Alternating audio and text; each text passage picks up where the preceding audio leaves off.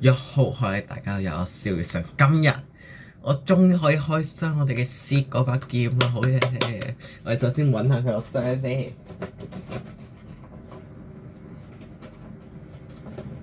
佢嘅箱喺度，好嘅。咁而家即刻開嚟睇下先啦。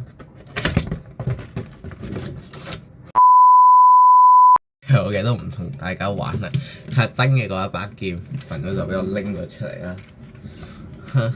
咁今日就係要嚟做一個開箱嘅，好耐冇做過長片。咁就事不宜遲，首先就係要聽下呢一把劍嘅開機音效先啦。咁跟住嚟就介紹一下佢嘅夢境膠囊先啦。亦都係我哋第一咯，4大夢魔嘅夢境膠囊冇錯。嗱，佢嘅夢境膠囊咧係同普通係同之前嘅質字係差唔多嘅。我試下拎一粒啦，嘅大細都係差唔多嘅。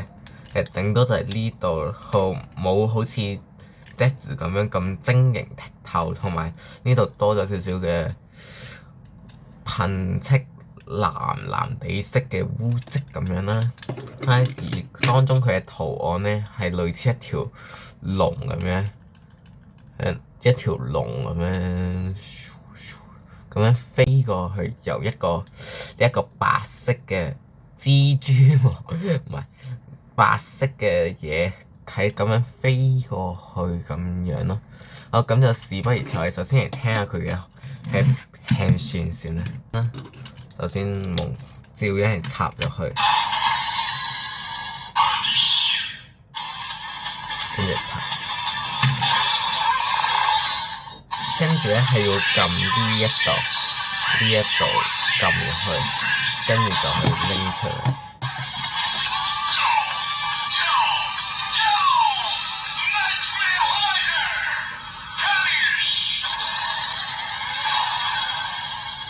咁我哋嘅 Seed 咁就變身完成啦。咁嘅首先嚟聽下佢嘅音，佢普通攻擊嘅音效先啦。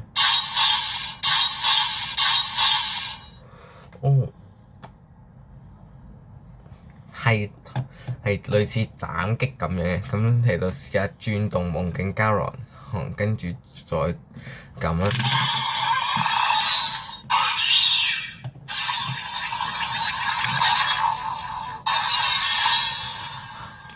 轉動咗夢境膠囊，即係類似一個充能咁樣，跟住佢再一嘢咁樣發過去，跟住就係試下佢嘅必殺技先。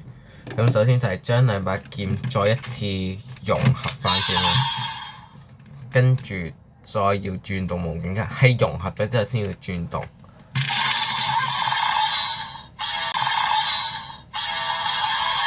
好，首 BGM 我覺得唔錯。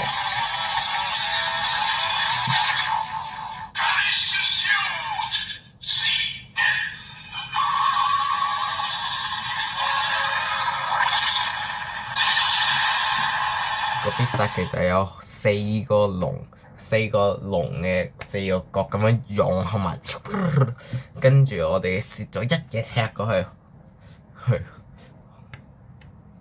咁樣就 The End。好嘅，咁跟住變身都試咗，決定要試下其他嘅夢境膠囊。玩法亦都係好簡單啫。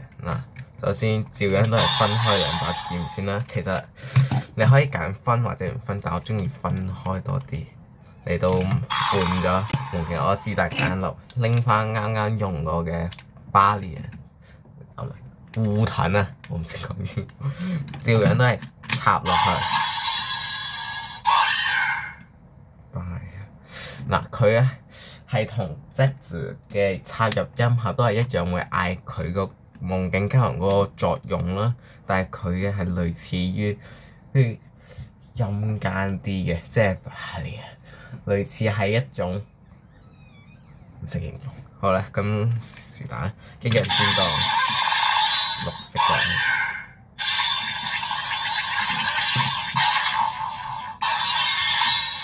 佢嘅感覺俾我係類似同用呢一粒一樣，普通通攻擊咁樣咯，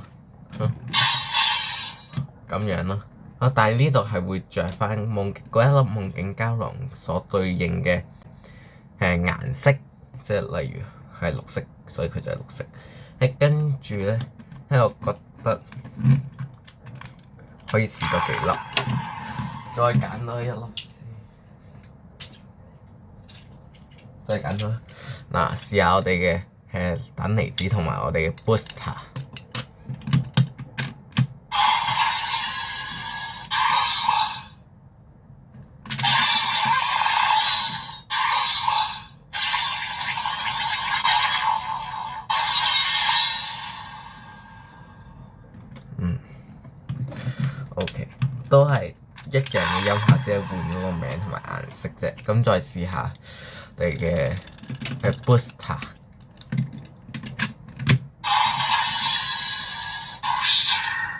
哇 ，booster 呢聲我幾中意 booster 呢一聲。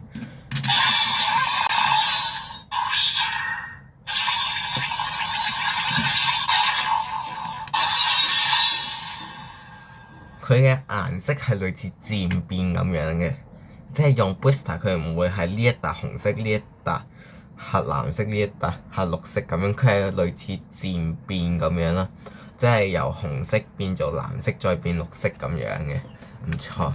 咁係時候，原來我冇入實嘅。跟住我哋要試下我哋嘅 Nox 嘅夢境膠囊。係咩啊？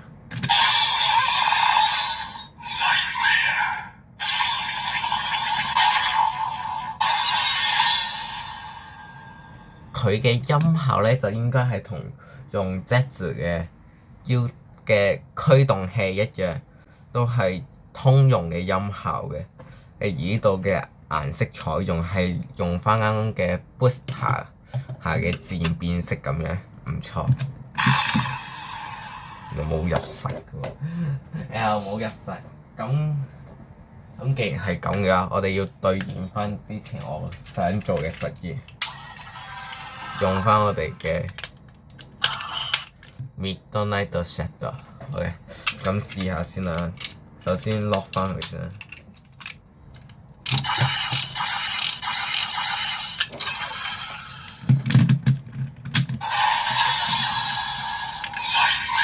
一樣。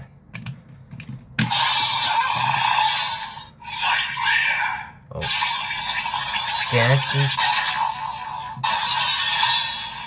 記唔記得之前 Z 字嘅就係要插呢個，所以佢先至會驅動到。我 Seek 都係類似咁樣嘅操作。如果唔插嘅話，我覺得係應該係驅動唔到佢嘅變身嘅。好嘅，咁呢一個時候咧，咁我哋試咗用 Z 字嘅夢境膠囊嚟到入喺 Seek 嗰度咧，咁我哋就不如試下用 Z 字嘅腰帶嚟到入 Seek 嘅夢境膠囊啦。咁而家就即刻開始試下先。咁而家一樣啦，一樣都係要將呢一個夢境膠囊照插入去。佢所觸發嘅顏色係橙色喎，我仲以為紫色添。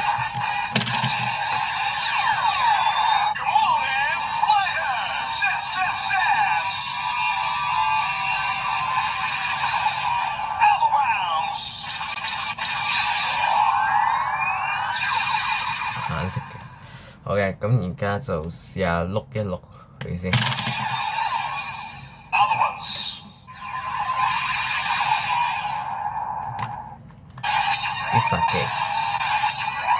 必殺技所觸發嘅係白色喎。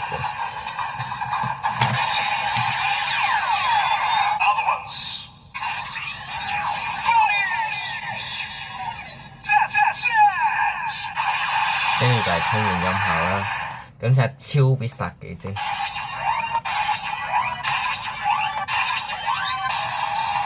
然都係白色。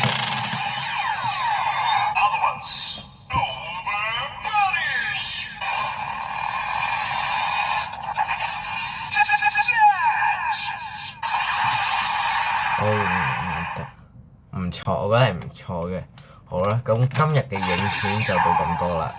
咁我哋下次再見啦，拜拜。